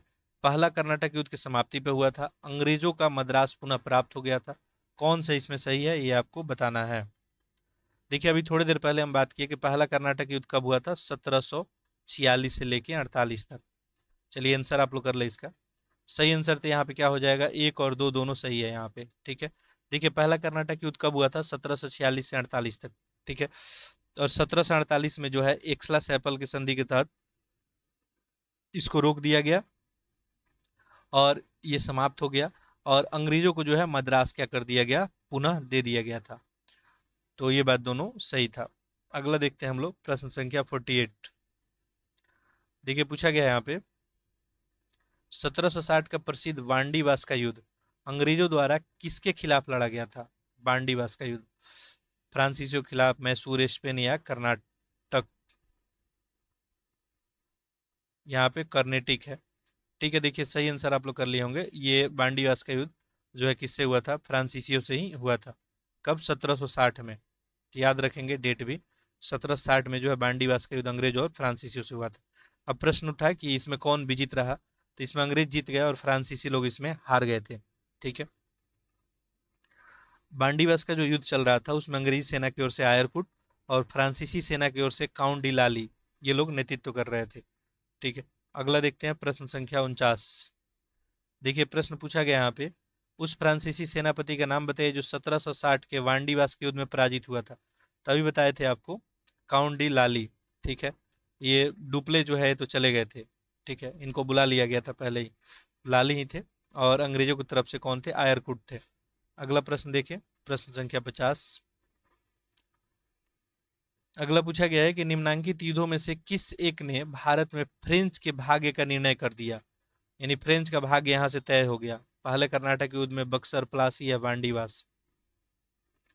बांडीवास का युद्ध था जहाँ पे इन लोग का बुरी तरह से पराजय हुआ, और इस तरह से इन लोग का फ्यूचर तय हो गया कि भारत में इनका क्या भविष्य रहने वाला है, ठीक है। चलिए अगला देखते हैं, ये प्रश्न संख्या जो है 50 हो गया। 51। देखिए IAS 1995 का पूछा हुआ प्रश्न है, इसमें से कौन सा युग में सही सुमेलित है पूछा गया है। बक्सर का युद्ध मीर जाफर और क्लाइव के बीच हुआ था, वांडीवास फ्रांसीसी और ईस्ट इंडिया कंपनी से, चिलिया वाला डलहौजी के विरुद्ध मराठे से, और खुर्दा का युद्ध निजाम और ईस्ट इंडिया कंपनी से। चलिए, इसमें सही सुमेलन आपको बताना है। आप लोग आंसर कर लिए होंगे, यहाँ पे सही कौन सुमेलित था? Option number B. ठीक है, तो ऑप्शन नंबर बी हो जाएगा। वांडी बस का युद्ध जो है फ्रांसीसी और ईस्ट इंडिया कंपनी यानी अंग्रेजों के बीच आपका हुआ था। अगला देखते हैं, प्रश्न संख्या 52। देखिए यहाँ पे पूछा गया है बांडी बस का युद्ध। देखिए कितना बार रिपीट कर रहा है ये। बांडी बस का युद्ध में फ्रेंच ने ब्रिटिश को हराया था, ब्रिटिश ने डच को। तो आप लोग आंसर कर लिए होंगे, आसान सा प्रश्न था। ठीक है, ऑप्शन सी हो जाएगा। ब्रिटिश जो है फ्रेंच को हरा दिए थे इसमें। ठीक है, अगला देखिए, अगला प्रश्न है प्रश्न संख्या 53।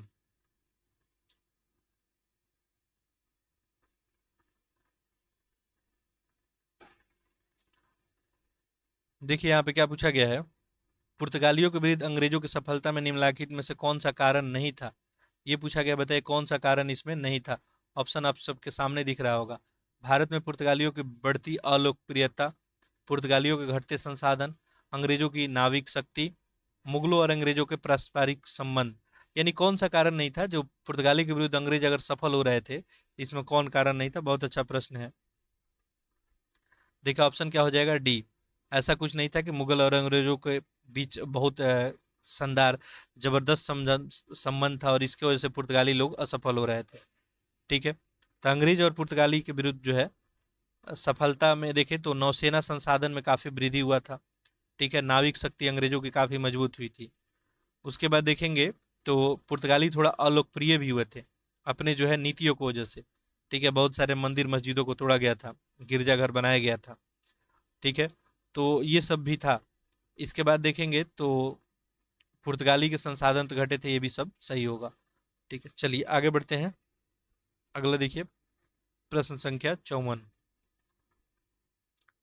इसमें पूछा गया है कि 17वीं शताब्दी के पहले चतुर्थांश में, ठीक है, आपको फर्स्ट क्वार्टर में पूछा गया कि निम्नलिखित में से कहाँ इंग्लिश ईस्ट इंडिया कंपनी का कारखाना जो है स्थित था? ठीक है, 17वीं शताब्दी के पहले चतुर्थांश में पूछा गया है। ठीक है, अब देखिए ऑप्शन है यहाँ पे भरूच, चिकाकोल है, तिरुचिरापल्ली है। ऑप्शन यहाँ पे देख लें, आंसर करें आप लोग। देखिए अंग्रेजों द्वारा जो देखेंगे तो आपका 1623 में जो है सूरत में, भड़ौच में, अहमदाबाद में, मसूलीपट्टनम में कारखाना स्थापित जो है किया गया था। ठीक है, तो 1623 तक। तो यहाँ पे ऑप्शन क्या बन जाएगा आपका? ऑप्शन देखिए,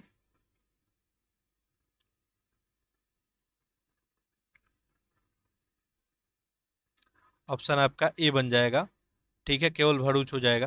क्योंकि यहाँ पे आपको दिया हुआ था कि आपको फर्स्ट क्वार्टर में बताना है 17th सेंचुरी का। फर्स्ट क्वार्टर यानी क्या हुआ, 1600 से लेके 1625 तक। ठीक है, इसी के बीच आपको बताना था।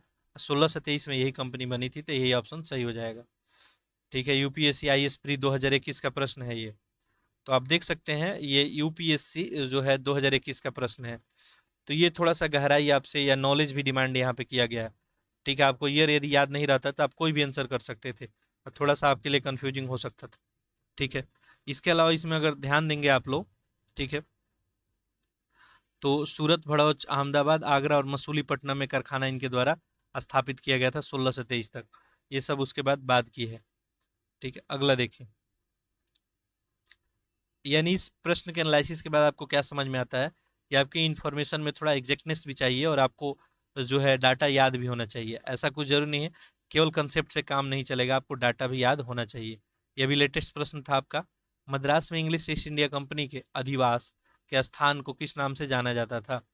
इंग्लिश ईस्ट इंडिया कंपनी जहाँ सेटलमेंट था, ठीक है, तो इसको किस नाम से जाना जाता था, ये पूछा गया।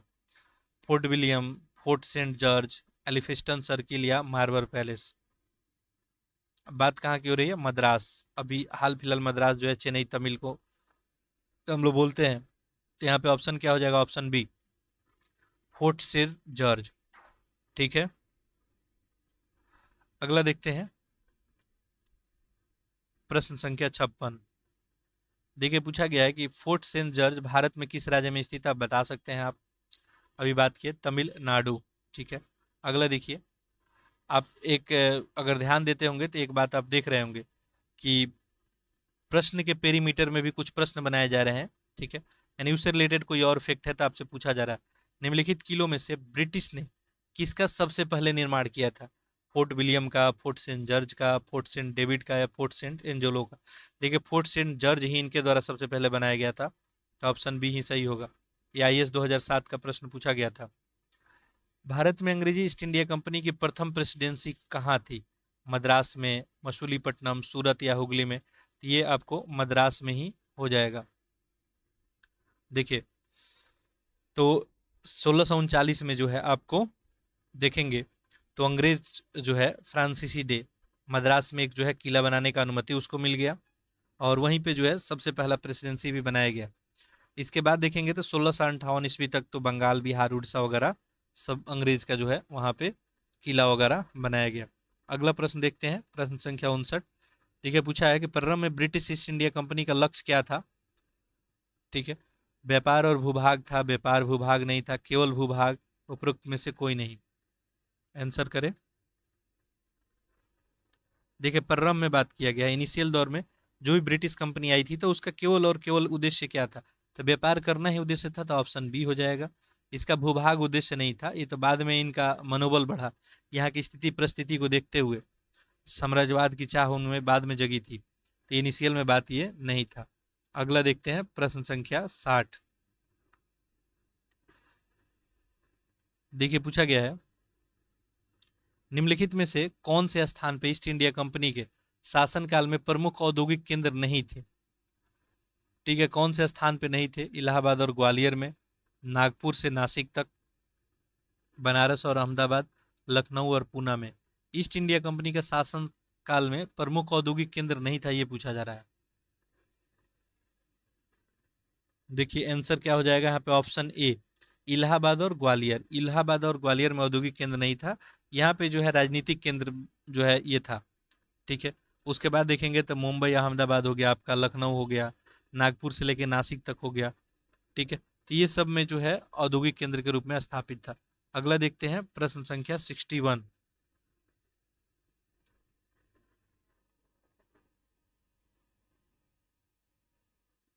देखिए, आप क्या पूछा गया है?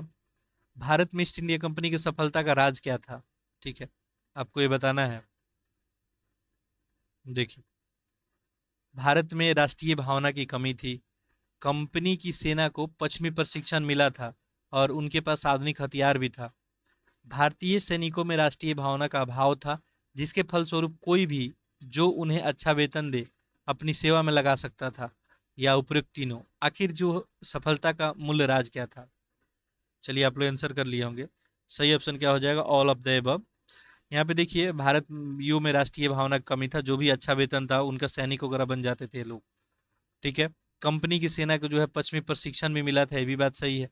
आधुनिक हथियार भी इनके पास था। साथ साथ देखिए, तो भारत में सैनिकों में राष्ट्रीय भावना का भी अभाव था, जिसके स्वरूप कोई भी अच्छा वेतन देके और इनको जो है सेना में लगा सकता था, तो ये सब बात सही है सारा। अगला देखते हैं, प्रश्न संख्या जो है 62। देखिए, क्या पूछा गया है? निम्नलिखित में से किस इतिहासकार ने कहा था कि सन 1765 ईस्वी से 72 ईस्वी की अवधि में बंगाल की सरकार एक डाकू राज्य थी? आप सभी को पता ही होगा, खूब लूटपाट मचाया गया था इनिशियल दौर में, जो इनका पॉलिसी था केवल यहाँ से जो है लूटपाट मचाना था, अपना जेब भरना था। तो ये किसके द्वारा कहा गया था? सही आंसर हो जाएगा यहाँ पे के.एम. पानीकर, इन्हीं के द्वारा एक कथन कहा गया था। अगला देखते हैं, प्रश्न संख्या 63। देखिए,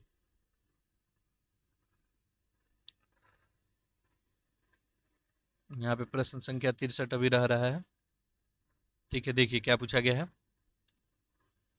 किसने ईस्ट इंडिया कंपनी के बारे में टिप्पणी की थी कि कंपनी एक असंगति है, परंतु ये इस व्यवस्था का भाग है जहां सब कुछ ही असंगत है? ये स्टेटमेंट वारेन हेस्टिंग का था, जीवी मैकाले, लॉर्ड क्लाइव या हेनरी डुंडास? ठीक है, आंसर आप लोग करें। देखिए, सही आंसर क्या हो जाएगा? ये स्टेटमेंट जीवी मैकाले का था, ईस्ट इंडिया कंपनी के बारे में इनका ये कहना था। ठीक है, कि कंपनी एक असंगति ही है, लेकिन ये उस व्यवस्था का भाग है जहाँ सब कुछ ही असंगत है। ठीक है। मैकाले के बारे में आप सभी को पता ही होगा। ठीक है। भारतीय दंड संहिता जो है मैकाले के द्वारा ही यहाँ पे बनाया गया था। अगला देखते हैं 64, प्रश्न संख्या 64 देखते हैं। देखिए, आपको यंत्र तंत्र कुछ अनोखे डेनमार्क वासी मिल जाएंगे, परंतु उसका कारण यह है कि डेनमार्क की चौकी हुआ करती थी। यह अनूठा नगर, उसका दुर्ग और सुंदर गिरजाघर और नया जेरूसलम, सूनी सड़कें और उजाड़ तटाग्र सब मिलकर अद्भुत रत्न बने जाते हैं। इस उक्ति में वर्णित स्थान कौन है, किसके बारे में बताया जा रहा है? देखिए, डेनिस लोग की बस्ती ये कहाँ थी? ये तमिलनाडु के तट पे, तो ऑप्शन ए ही हो जाएगा। ठीक है। अगला देखते हैं, प्रश्न संख्या 65। देखिए, आईएएस आपका प्री 2007 का पूछा है। निम्नलिखित यूरोप यो में कौन सा एक स्वतंत्रता पूर्व भारत में व्यापार के रूप में सबसे अंत में आए थे? ये सबसे अंत में कौन आए थे व्यापार के लिए? डच, अंग्रेजी, फ्रांसीसी या पुर्तगाली? आपको पता ही है कि सबसे लास्ट में फ्रांसीसी आए थे। ठीक है, सबसे पहले पुर्तगाली आए थे। ठीक है। अगला देखते हैं, प्रश्न संख्या 66।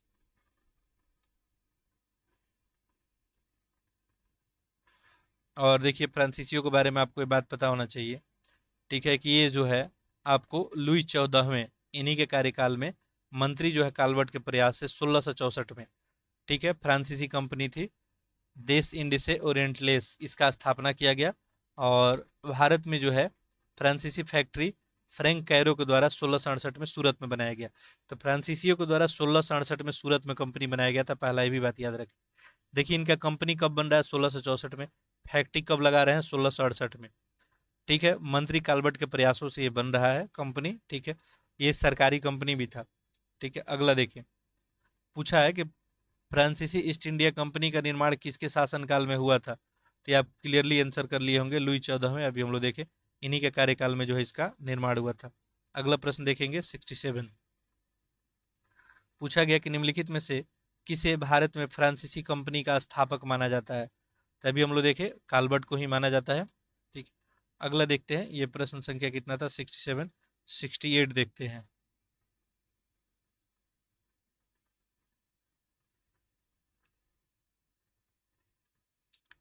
देखिए, ये देखेंगे तो आईएएस प्री 2003 का प्रश्न है, और एनडीए यहाँ पे 2018 में। फ्रांसीसी ईस्ट इंडिया कंपनी ने भारत में अपना कारखाना सबसे पहले कहाँ स्थापित किया था? तभी हम लोग थोड़ी देर पहले देखे, सूरत में ही। कब? 1668 में इनके द्वारा जो है अपना पहला कारखाना लगाया गया था। अगला देखते हैं, प्रश्न संख्या 69। देखिए क्या पूछा गया है। फ्रांसीसी दक्कन में शक्ति स्थापित करने में असफल रहे, आखिर इसका वजह क्या था? ठीक। डुप्लेस सक्षम सेनापति नहीं था, इसके वजह से। अंग्रेज की फौज शक्तिशाली थी। भारतीय लोग फ्रांसीसियों को पसंद नहीं करते थे। पांडिचेरी सामरिक केंद्र था। देखिए, इसमें अप्रोप्रिएट आपका आंसर क्या बन जाएगा? सही आंसर आप लोग किए होंगे ऑप्शन बी। देखिए, डुप्ले काफी सक्षम सेनापति था, लेकिन फ्रांसीसियों की भूल थी डुप्ले को बुलाना। ठीक है, तो ये तो गलत था। भारतीय लोग ऐसा नहीं था कि फ्रांसीसियों को पसंद नहीं करते थे। पांडिचेरी सामरिक केंद्र था, तो ऐसा कुछ नहीं था। यहाँ पे ऑप्शन नंबर बी ही हो जाएगा, अंग्रेजों की फौज जो है शक्तिशाली थी। ठीक है, अंग्रेजों का जो नौसेना शक्ति था वो काफी शक्तिशाली था। चीन को जो है काफी बेनिफिट मिला। और एक जो है अंग्रेजों की जो है जो कंपनी थी, तो सरकारी कंपनी नहीं थी, ये भी वजह था इसका। अब इनका जो भी निर्णय है स्वतः ले सकते थे। ठीक, तो ये कम्युनिकेशन वाली बात इसमें थी नहीं, और फ्रांसीसियों के लिए काफी प्रॉब्लम भरी बात थी। खैर, अगला देखते हैं, प्रश्न संख्या 70। देखिए, आईएएस प्री जो है ऑप्शनल हिस्ट्री 2010 का प्रश्न है। पहला कर्नाटक युद्ध के बाद किसको डुप्ले द्वारा हैदराबाद में तैनात किया गया था? अच्छा प्रश्न, आंसर करें। यहाँ पे बुर्दनाय, लाली है, मैलकाम या बुस्सी? आंसर आप लोग कर दिए होंगे। सही आंसर क्या हो जाएगा? Option D, Bussy. ठीक है, पहले कर्नाटक युद्ध के बाद जो है डुप्ले के द्वारा बुस्सी को हैदराबाद में तैनात किया गया था। ठीक है, खैर आगे बढ़ते हैं। अगला प्रश्न देखें, 18वीं शताब्दी में भारत में फ्रांसीसियों के सफल न होने का निम्नलिखित में से कौन सा एक कारण था? देखिए इस चैप्टर में ऐसे ही प्रश्न आपसे बनाए जाएंगे। ठीक है, फ्रांसीसियों के सफल ना होने का कारण, अब ऑप्शन देखते हैं अगले पेज में। पहला है, उन्होंने चंदा साहिब और मुजफ्फर जंग जैसे कमजोर भारतीय पक्षों के तारीफदार की थी इसलिए। डुप्ले को निर्णायक समय में वापस बुला लिया इसलिए। उन्होंने भारतीय शक्तियों के खिलाफ षड्यंत्र किए। उनकी व्यापारिक कंपनियां फ्रांसीसी सरकार पर बहुत ही अधिक निर्भर थी। तो प्रश्न को ध्यान से अगर पढ़ेंगे तो क्या पूछा गया था कि सफल न होने का निम्नलिखित में से कौन सा एक कारण था? देखिए फ्रांसीसियो कंपनी की असफलता में जो है मुख्य कारण जो है अगर देखेंगे तो यहाँ पे ऑप्शन क्या बन जाएगा, डी बन जाएगा। ठीक है, जो कंपनी थी उसका फ्रांसीसी सरकार पे बहुत अधिक क्या होता, निर्भर होना, निर्णय नहीं ले पाना, ये बहुत बड़ा वजह था। ठीक है, तो कंपनी को जो है क्या था, स्वतंत्रता नहीं था, जबकि अंग्रेज कंपनी जो है स्वतंत्र थी अपना निर्णय लेने के लिए। ठीक है, तो ये बहुत बड़ा अंतर था। ठीक, चलिए और भी बहुत सारी वजह थी, फ्रांसीसी की तुलना में ब्रिटिश का नौसेना भी ज्यादा मजबूत था। ठीक है, अगला देखते हैं प्रश्न संख्या 72।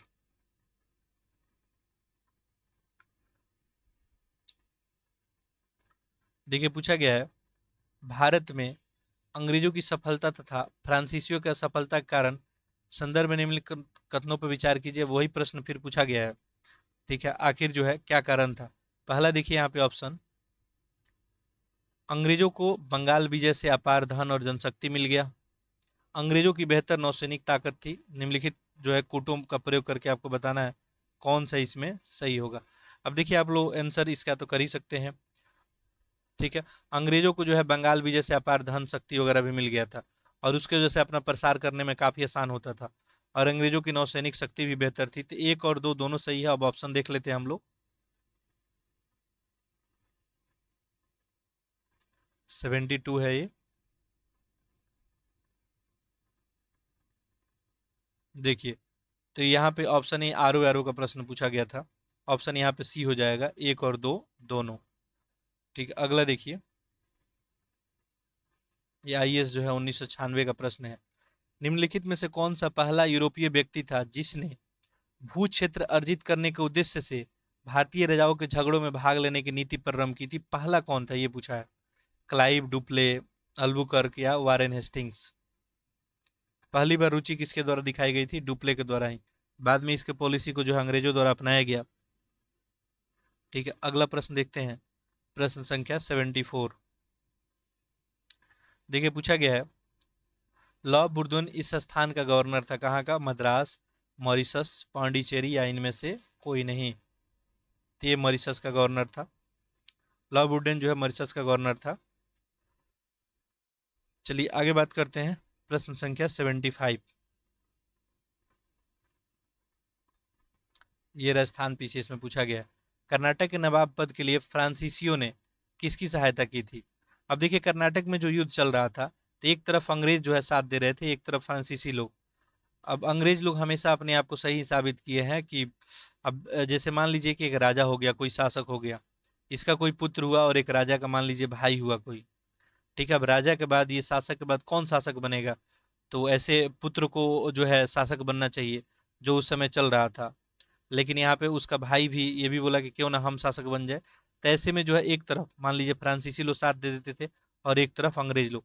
अंग्रेज लोग जनरली किसका साथ देते थे? पुत्र का साथ देते थे, कि इन्हीं का अधिकार है, वो अपने आप को जो है सही साबित करने का प्रयास करते थे। ठीक है, और ऐसे में जो है ये जो है लड़ाई वगैरह होता था। कर्नाटक युद्ध भी इसी को लेके यहाँ पे हुआ था, कर्नाटक युग में। तो देखिए यहाँ पे पूछा गया कि कर्नाटक में नवाब पद के फ्रांसीसियों ने किसकी सहायता थी? तो फ्रांसीसी लोग जो है किसका सहायता किए थे? चंदा साहब का किए थे। ठीक है, चलिए अगला देखते हैं, प्रश्न संख्या 76।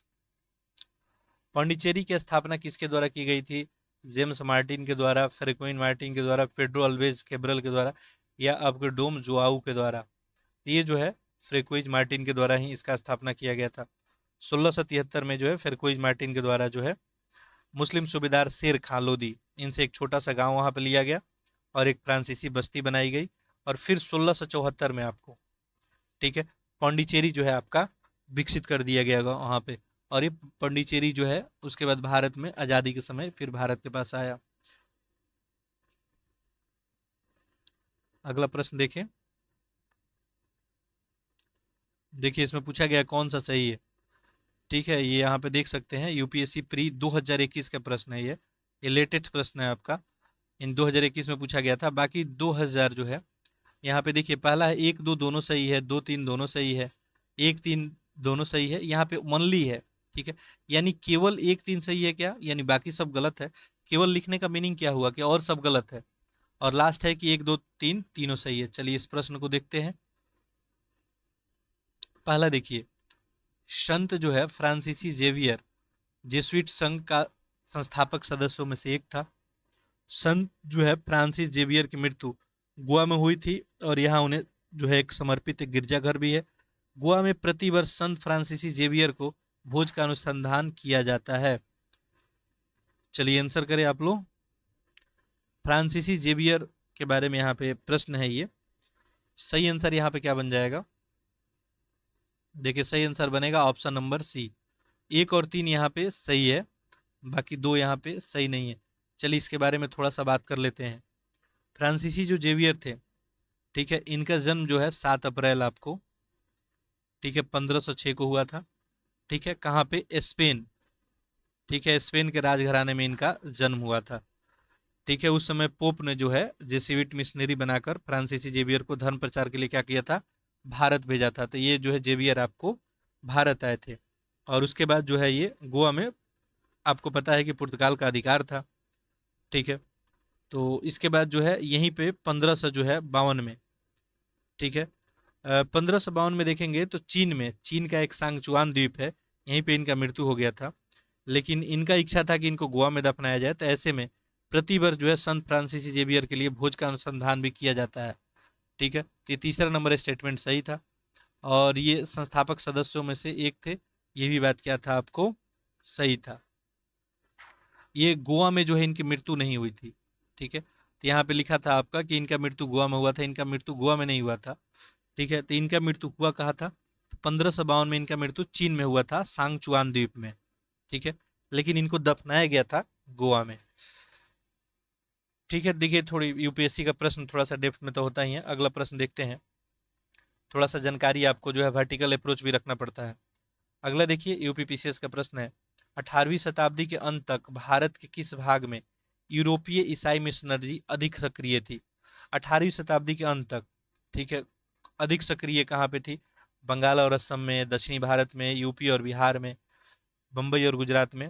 18वीं सदी का मतलब आप समझ ही रहे होंगे। ठीक है, तो आंसर जो है यहाँ पे क्या बन जाएगा? बंगाल और असम के क्षेत्र में। ठीक है, वहाँ पे जो है चूंकि इनके ये क्षेत्र कब्जे में आ गया था, तो यहाँ पे उपनिषदवाद भी काम कायम हो गया था। तो यहाँ पे इजिली मिशनरियों को जो है यहाँ पे काफ़ी छूट दिया गया था। तो काफ़ी सक्रिय थी मिशनरी इस इलाके में। अगला देखते हैं प्रश्न संख्या 79।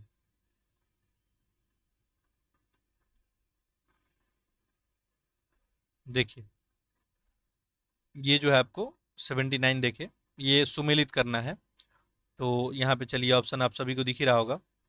एक तरफ डच है, अंग्रेज, पुर्तगाली, फ्रांसीसी। ठीक है, तो ये सुमेलित करना है। ठीक है, देखिए लिया है। क्वेश्चन यही दिया था कि विदेशी कंपनी जो है उनका नाम दिया था। अब भारत में जो बस्ती स्थापित किए थे उसी को इसमें सुमेलित करना था। चलिए तो आप लोग आंसर कीजिए। देखिए डच लोग जो है इसमें पुलिकट हो जाएगा, तो एक का तो 2 बन जाएगा।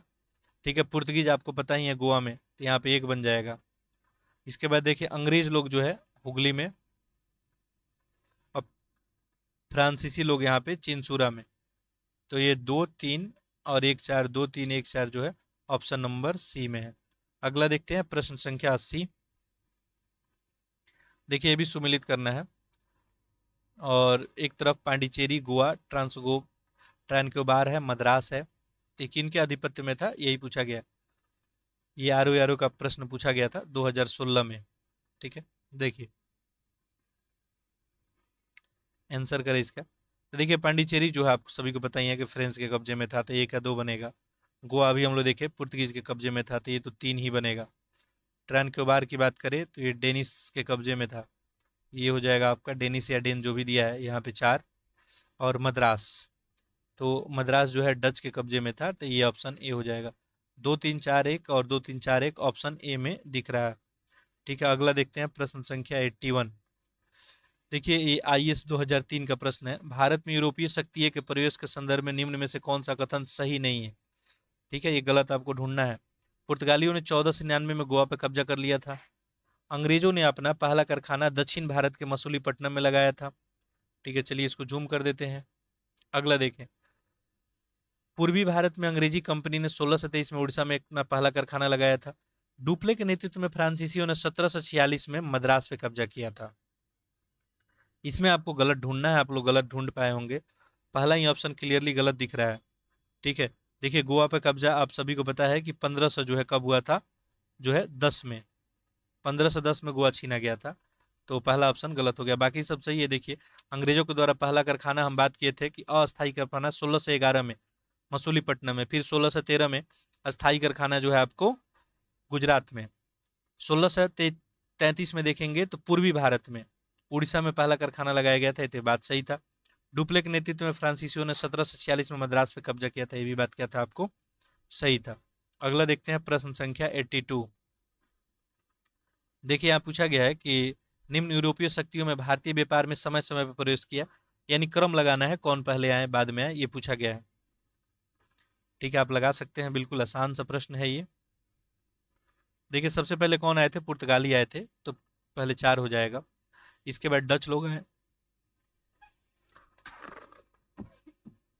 देखिए इसके बाद देखेंगे तो आपके अंग्रेज लोग आए, तो ये 3 नंबर पे हो जाएंगे, यानी 1। और नेक्स्ट जो है डेन, तो डेन तो इसमें दिया नहीं हुआ है ऑप्शन में कहीं। फ्रांसीसी लास्ट में इसमें हो जाएगा, तो फ्रांसीसी ऐसे याद रखेंगे। सबसे पहले पुर्तगाली, ठीक है, इसके बाद डच लोग, और नेक्स्ट अंग्रेज, डेन, ठीक है, और लास्ट में फ्रांसीसी। तो 4 2 1 3, 4 2 1 3 ऑप्शन नंबर बी में है। अगला देखते हैं प्रश्न संख्या 83। पूछा गया निम्नलिखित में से कौन ब्रिटिश पूर्व काल में अपने व्यापारी पोत सूरत बंदरगाह में नहीं लाए थे? ब्रिटिश पूर्व, ठीक है, अपने व्यापारी पोत जो है सूरत बंदरगाह में नहीं लाए थे, ये प्रश्न आपसे पूछा गया है। ठीक है, देखिए यानी ब्रिटिश के आने से पहले इनका व्यापारिक जो है पोत जो है आपको शिप वगैरह जो है सूरत में नहीं आया था, ये पूछा गया। चलिए ऑप्शन देखते हैं।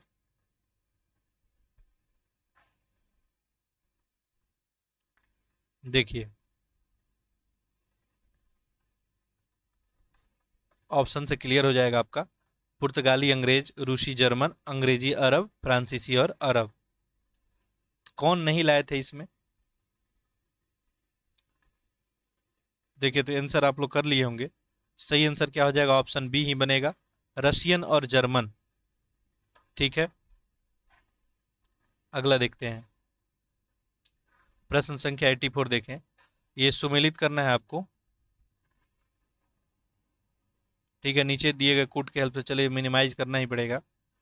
देखिए इलाहाबाद की संधि कब हुई थी? एक्सला सैपल की संधि है ला वुडनेसे द्वारा मद्रास पे अधिकार और डुप्ले को पद से हटाने की बात। ठीक है, इसको सुमेलित करें। देखिए आप सभी को पता है कि इलाहाबाद की संधि कब हुई थी। देखिए बक्सर युद्ध, बक्सर की लड़ाई कब हुई थी? 1764 में, और इसी को लेकर 1765 में इलाहाबाद का संधि हुआ। तो ये का तो 4 हो जाएगा, तो ये का 4 हम लोग कर लेंगे। ठीक है, एक्सला सैपल की संधि की बात करें तो ये अभी हम लोग बात किए थे इसी जो है टेस्ट में कि 1746 से 48 तक पहला कर्नाटक युद्ध, तो 48 में ही हुआ था। तो ये क्या बन जाएगा? 3। लॉ वुडनासे द्वारा मद्रास पे अधिकार कब किया गया था? 1746 में। और लास्ट ऑप्शन देखें यहाँ पे, डुप्ले को पद से हटाने की बात कब आई थी? 1754 में। तो ऑप्शन ये हो जाएगा यहाँ पे 4 3 2 1, 4 3 2 1 ऑप्शन बी में दिख रहा है, तो यहाँ पे बी ही आपका सही आंसर हो जाएगा। तो इस तरह से ये आर का प्रश्न था आपका। ये टॉपिक से टोटल 84 प्रश्न था। ठीक है, तो आप प्रश्न के नेचर को देखे होंगे कि कैसे प्रश्न इस टॉपिक से बनाए जाते हैं, बिल्कुल ऐसे ही प्रश्न आपसे पूछे जाएंगे।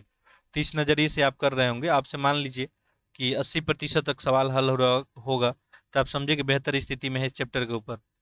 तो अगला टॉपिक मैं मेंशन कर देता हूँ। ऐसे टेस्ट सीरीज के लिए आप लोग नहीं समझेंगे कि टेस्ट सीरीज नहीं चलेगा, अगले दिन आपको टेस्ट ही मिलेगा। तो टेस्ट और पैरेलली ये भी चलते रहेगा, ठीक है, कि टॉपिक भी एक आपका कंप्लीट होते जाए। हम कोशिश करेंगे मॉडर्न हिस्ट्री कंप्लीट करने का जल्द से जल्द, और इसके बाद दूसरा सब्जेक्ट में एंट्री करेंगे जो भी बेहतर हो सकता है, जो आपके एग्जाम के दृष्टिकोण से ज़्यादा जहाँ प्रश्न बनाए जाते हैं। ठीक है, तो अगला जो है टॉपिक आप लोग नोट कर लेंगे और प्रिपेयर करके आएंगे, ये भी काफ़ी इंपॉर्टेंट टॉपिक है। ठीक है, मैं टॉपिक मेंशन कर दे रहा हूँ यहाँ पे। ईस्ट इंडिया जो है कंपनी और बंगाल का नवाब, तो हम लोग बिल्कुल सीक्वेंस में चल रहे हैं। ठीक है, ईस्ट इंडिया कंपनी और बंगाल का नवाब, ये टॉपिक आप पढ़ के आएंगे कि ईस्ट इंडिया कंपनी और बंगाल के नवाब के बीच में क्या पलासी युद्ध वगैरह सब चीज़ आप टॉपिक पढ़ के आएंगे। ठीक है, कैसे क्या स्थिति वहाँ पे बनी, और इससे हम लोग अगले जो है जब भी हम ये सीरीज करते हैं तो अगला टॉपिक अपना यही रहने वाला है। ठीक है, इसके बाद हम लोग देखेंगे कि जो स्वतंत्र राज्यों का उदय हुआ था ईस्ट इंडिया कंपनी से, उनका कैसा संबंध था, वो अपना अगला टॉपिक होगा। ये टॉपिक आप लोग पढ़ लेंगे, बाकी जैसे आप स्टडी अपना कर रहे हैं करते रहें। ठीक है, और टेस्ट सीरीज चलते रहेगा। अगला दिन हम जो है ढे इसका टेस्ट नंबर 15 करेंगे। ठीक है, और फिर हम लोग कंटिन्यू जो है एक सीक्वेंस में काम करते रहेंगे। आप लोग अपना फीडबैक कमेंट जरूर करेंगे, जो भी आपका कमेंट होगा, क्योंकि हमसे देखिए आप यदि रिस्पॉन्स करेंगे तो एक्चुअली में क्या होता है यूट्यूब में ये जो सिस्टम है, तो फीडबैक यदि हमको मिल जाए, मैं मान लो इनपुट यहाँ से दे रहा हूँ, ये कोई सिस्टम है। ठीक है, यूट्यूब एक माध्यम है आप तक पहुँचने का, तो आप भी यदि कोई हमें रिप्लाई देते हैं तो फिर हम इम्प्रूव करके और फिर आगे अच्छे तरीके से काम करेंगे। तो आपको कोई सजेशन देना है, आपका कोई फीडबैक है, ठीक है, कोई भी एडवाइस वगैरह कुछ भी है तो ये दे सकते हैं। ठीक है, तो चलिए इस सीरीज हम कंटिन्यू रखेंगे, और आप लोग से रिक्वेस्ट है कि आप इस लेक्चर को अधिक से अधिक शेयर कर दें, ताकि ये कंटेंट ज़्यादा से ज़्यादा लोगों के पास पहुंच जाए। ठीक है, देखिए सबसे बड़ा बात यह है कि प्रश्न के नेचर को देखना कि कैसे प्रश्न बनाए जाते हैं, फिर आप यदि पढ़ाई करते हैं तो बहुत ही बेहतर डायरेक्शन में आप जा सकते हैं। तो ये तो आप देख रहे हैं कि सारे एग्जामों का एक बेहतर सा कलेक्शन है। ठीक है, चलिए, तो नेक्स्ट लेक्चर में मिलते हैं, तो अधिक से अधिक इसको शेयर कर देंगे आप लोग, क्योंकि मैं ऑलरेडी बता चुका हूँ। और फिर नेक्स्ट टेस्ट सीरीज में मिलते हैं हम लोग, तब तक के लिए आप सभी का बहुत बहुत धन्यवाद।